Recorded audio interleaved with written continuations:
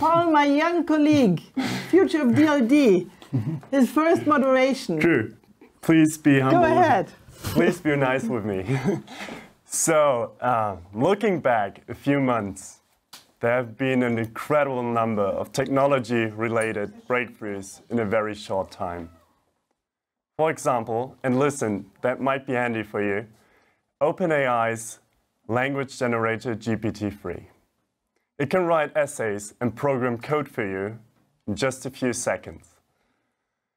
Then we had DeepMind's AlphaFold, which has basically solved a 50-years-old challenge in biology. Incredible, 50 years. And last Thursday, we all had the opportunity to watch live the landing of the NASA rover on Mars. The speed, as you can see, at which frontier technologies emerge has increased significantly. Our social systems, on the other hand, and that's what worries me and concerns me, they need time to adapt to new technologies. We've already heard views on that yesterday from Reid Hoffman and Maria Ressa. So how do we go forward on this? How can we prepare for technologies that will be developing at an even more exponential rate? To find out, I'm excited to welcome two brilliant minds to the next conversation. Azeem Azhar, the founder of Exponential View, and longtime DLD friend Ina Fried, Chief Technology Correspondent of Axios. They both write two enormous popular newsletters about the latest news in tech. So just in case you want to subscribe, and I would really recommend it to you, Azeem's newsletter is called The Exponential View, and Ina's newsletter is called Axios Login. They are a must-read at the DLD team and should be also a must-read for you. You can thank me later. So, dear Ina, dear Azeem, thank you for being here. I'm really looking forward to your conversation. The stage is yours. Thanks so much, and thrilled to be having this conversation with you, Azeem. You know, one of the things that interests me about you is you're one of the people I like to think of myself as similar, who, you know, has no shortage of appreciation for what technology can do, both on the positive and on the harmful. And I look forward to examining both of these. I think too often people are only able to hold on to one of those aspects of technology.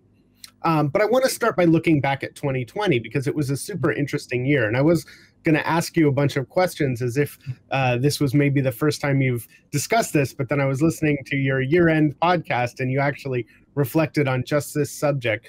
Talk about how 2020 changed the way we as a society and you individually kind of looked at that tension within technology. Yeah, well, first of all, it's fantastic to be talking with you, and I'm so overwhelmed by your jumper. I think we should all have a sweater like that. And it's quite amazing to follow Ugur Sahin, who is clearly, he and his wife and many of the other people in their field are the heroes of 2020.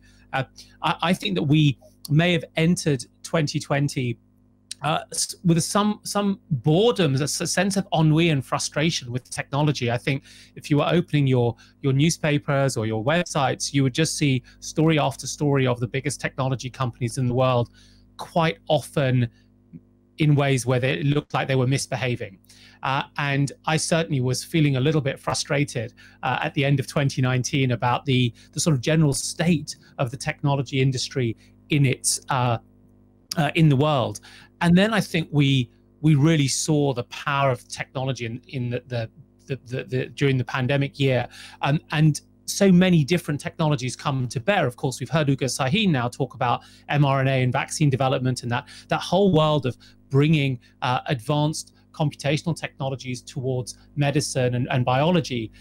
But we also relied really heavily on more fundamental internet technologies like broadband, and then of course video on demand and Zoom and online learning to keep us going through that lockdown period. And so I got a sense coming out of 2020 that we had somehow rediscovered the value of these technologies. And I know that I must say that's very much a kind of a British, perhaps it's an American view on this. I mean, if you look at how surveys of Asian citizens, they tend to have a much more positive view of technology than we've had, certainly in the Anglosphere. Definitely. And you point to this, really the both aspects where technology shined last year. First, I mean, you know, for all we struggled as a society to do the right thing, medicine's piece moved with incredible speed and incredible efficacy. And then sort of the building blocks of technology. I mean, I often think, what would this pandemic have been like if it hit a decade or 15 years earlier? You know, we couldn't have had our economy continue. I mean, you can point to all the flaws, and they are many, with a society that's reliant on those who have access to broadband. And, you know, it definitely exacerbated the differences. But without sort of these basics of internet technology, we would have no school, no economy.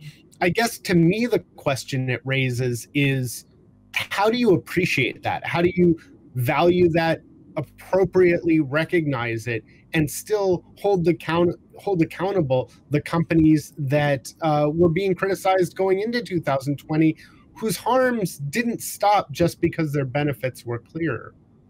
Yeah, I think it's a great observation, and I had friends who were living in Taiwan and Hong Kong during the first SARS, and that was a moment of very little broadband penetration, and it was very, very difficult for them to sort of maintain a sense of any sense of continuity, which we've been able to do.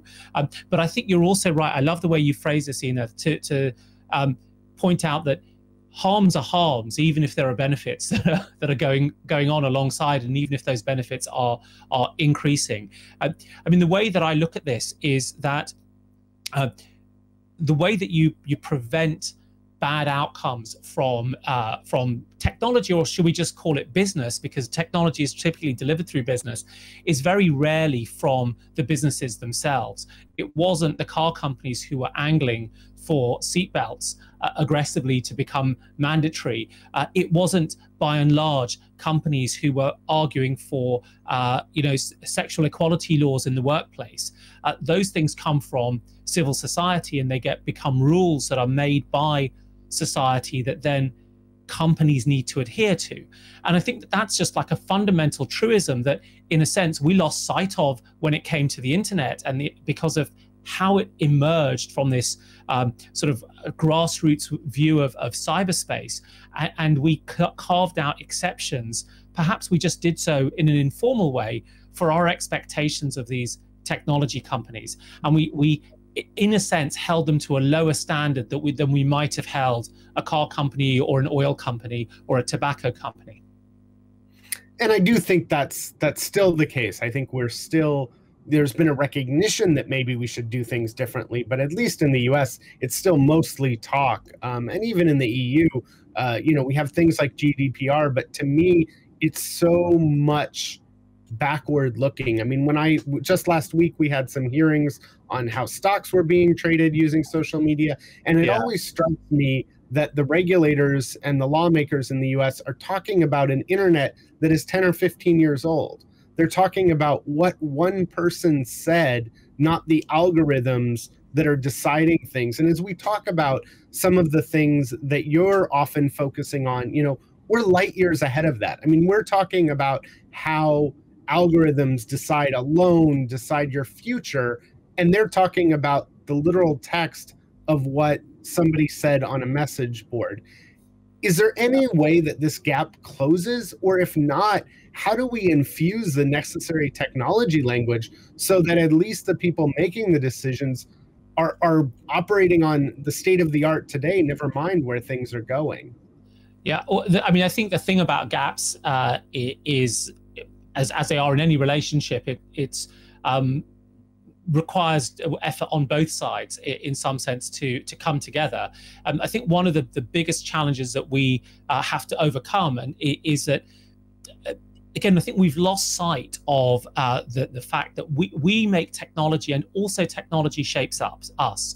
Society creates technology, technology shapes society. And we live in a world where many of the rules that we have gone by, whether it's to do with market dominance and anti-monopoly and employment laws, emerged alongside, sometimes just ahead of, sometimes just after a series of technologies. And the ones that have shaped our world increasingly have been the latter industrial technologies, things like the car and oil and electricity and the telephone, and those established certain possibilities in our economies, which we then reflected by the rules that we came up with. Now, my contention is that one of the reasons there's so much sort of chaos and a lack of common understanding is because new potentials are actually enabled by these technologies of synthetic biology and renewables and computation and AI that are as distinct as the difference between the car and the horse in terms of what they need and how they would operate and what their impact would be. But we haven't necessarily recognized that, nor have we had a conversation which says this isn't so much about fiddling with the tools that you have already. It might be about creating some new tools that are more appropriate to the potentials of these new technologies.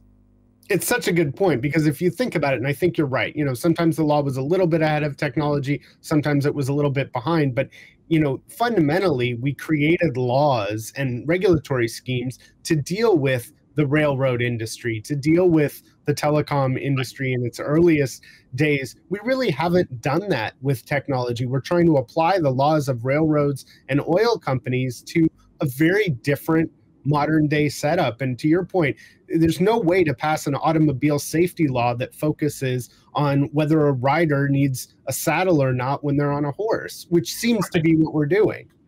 Yeah, it seems to be what we're doing. But in favor of the lawmakers, there are some laws they've passed that have really held up extremely well. Some employment legislation has held up quite well. Even privacy legislation. I think the first information privacy legislation dates from the early 1970s in California, when data processing was becoming slightly more commonplace. But I think we have fallen behind, partly because when these exponential technologies move into their diffusion phase, there's that hockey stick, and you suddenly get caught unawares. So the UK House of Parliament or Congress is still trying to figure out how to regulate YouTube, and along comes Clubhouse, and we have to come up with some sort of new language, and either legislators will find themselves running really fast behind the venture capitalists, which I just think is not practical. They've got many other things to do, or we have to come up, we have to look at what the technologies can do and say, what kind of laws do we actually need? And I think that's where we should spend our time, really. Well, let's do the lawmakers a little bit of a favor and at least talk about some of these technologies that are really there. And you've mentioned a couple of them already that really we should be focusing on. So, it's things surrounding DNA and our fundamental biologies. Can they be patented? It's things from, at what level are we willing for algorithms to make decisions? How accountable do they need to be? At what point must there be a human in the loop? Those sorts of things. What other breakthrough technologies are on your mind as the kind of things that hold great promise, but that we should be paying attention to more when it comes to thinking how they should be used? Yeah, I mean, I love the two that you've brought up. Another favorite of mine is renewable power. So we think about solar power and wind power.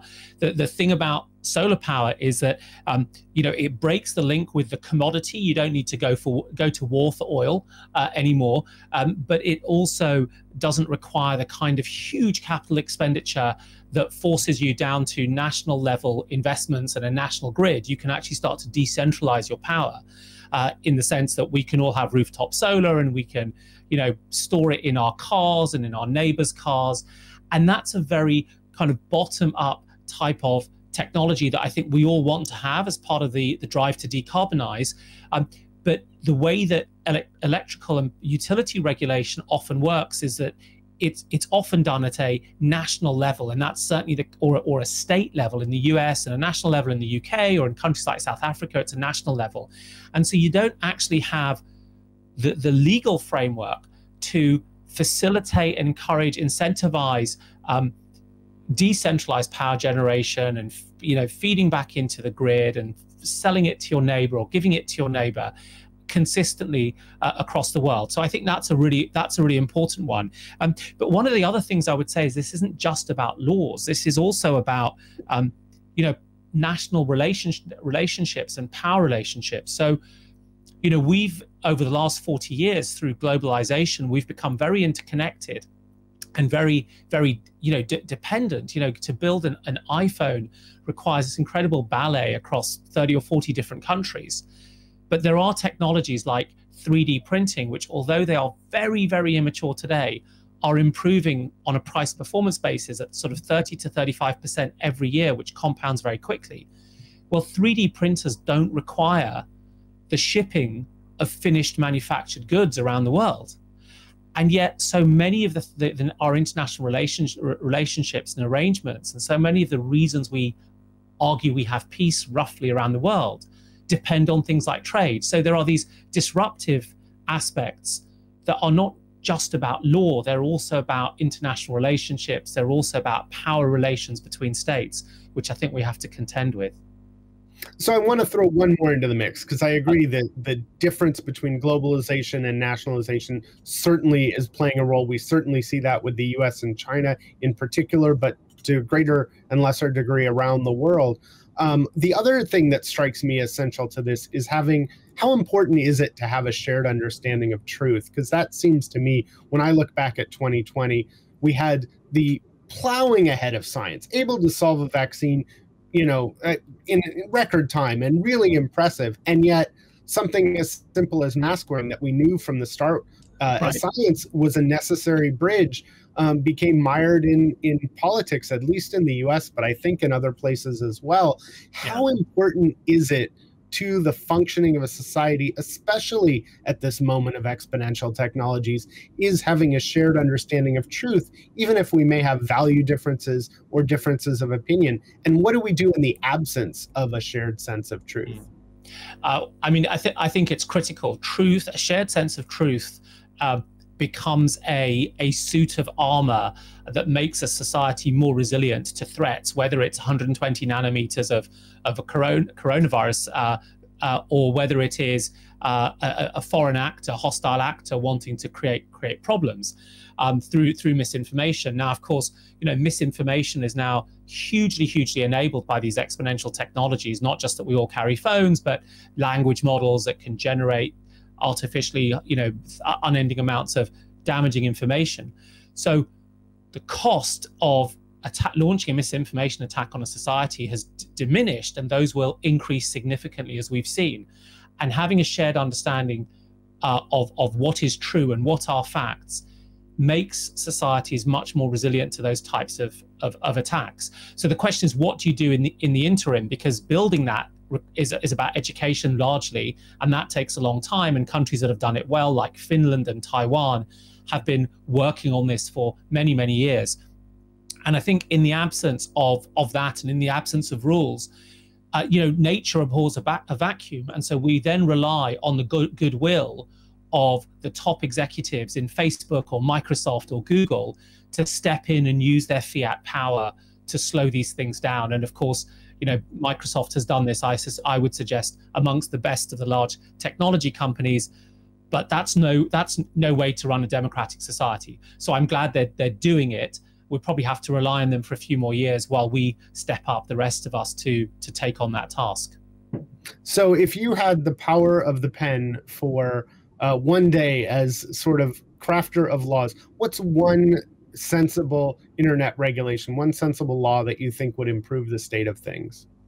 I think the most one of the most valuable things that we have on the internet is Wikipedia, and Jimmy Wales was speaking earlier, and we have ignored in traditional business and policy making the value of the commons and the value of the digital commons. So I would like there to be laws, frameworks, understandings that commons matter a lot, that we can move a lot of our economic and political activity into these commons that are governed by the people for the people.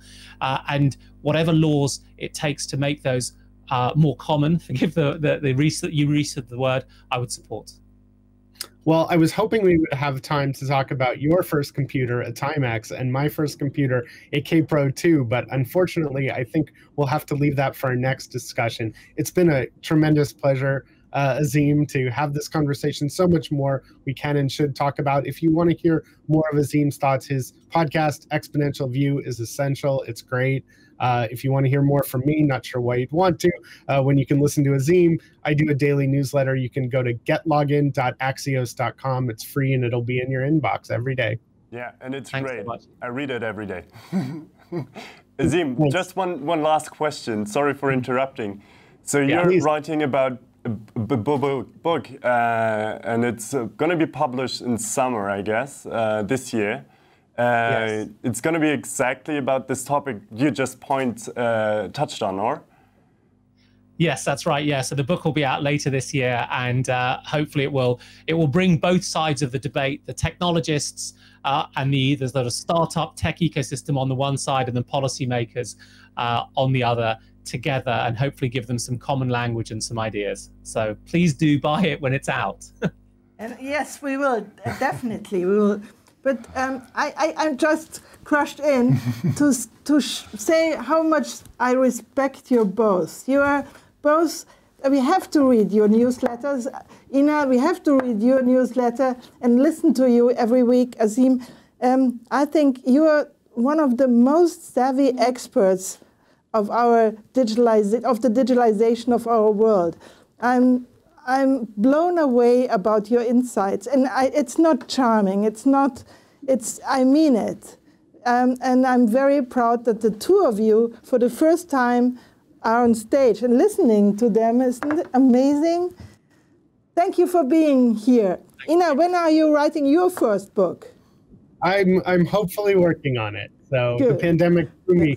And hopefully next year in Munich, we can continue the conversation. That's good. I cross all fingers that I will be one of the first to read it. And Azeem, I hope we can have the German edition powered by DLD soon. So Carsten Lem, not Carsten Lem, but Carsten Grebe, watch out. You saw what this is a good guy. Thank you. Thank you so much. Thank you, Bill. What a pleasure. Thank you, Bill. Thank you. And he did a good job. This is DLD.